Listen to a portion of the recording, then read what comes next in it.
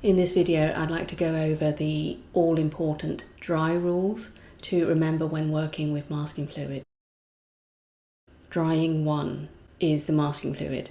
It sounds really obvious, but it's so important to allow the masking fluid to dry completely before painting over it. There are several factors that you have to be mindful of.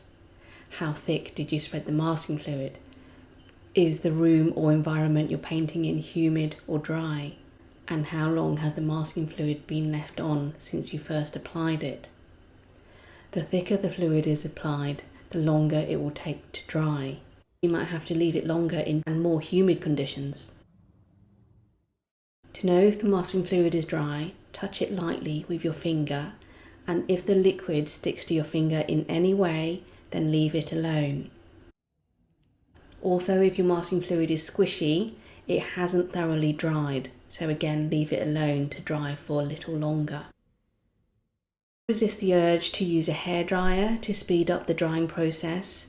As the masking fluid is basically liquid rubber, the extra heat could cause it to become more attached to the paper, and it could make it almost impossible to remove it without damaging the paper, which is not what you want. If you were to paint over the masking fluid sections before they're fully dry, you are likely to ruin another good brush. Drying time 2 is letting the paint dry.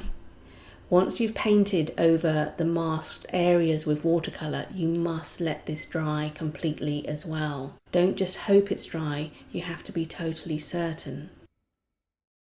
I find the best way to test for dryness is to feel or touch the area you've painted.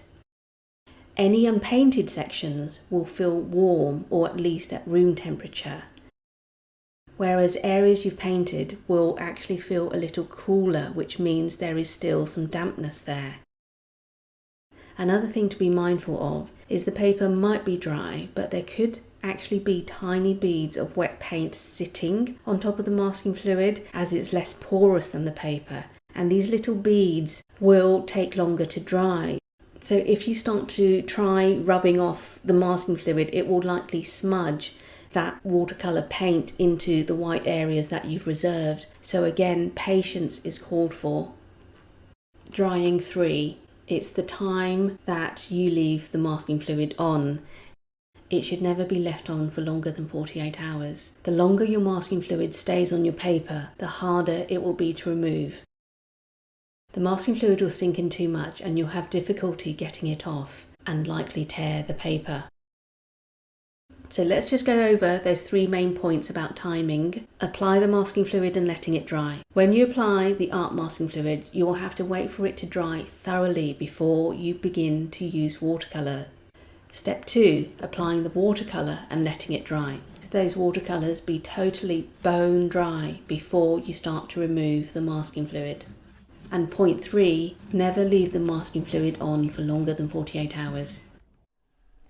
Progress and success with masking fluid will take patience due to all the stages when you have to let it dry, and you need to be prepared for the waiting at each stage.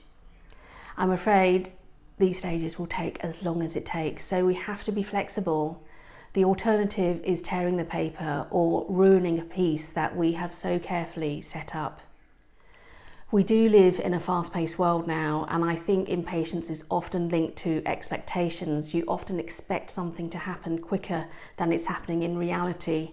In Instagram Reels, for example, it appears that I complete a sketchbook page in 30 seconds when the reality is probably a span of several hours and waiting for those layers to dry in between. So please, please, please be patient and compassionate with yourself over the 10 days, especially if you are not used to this medium.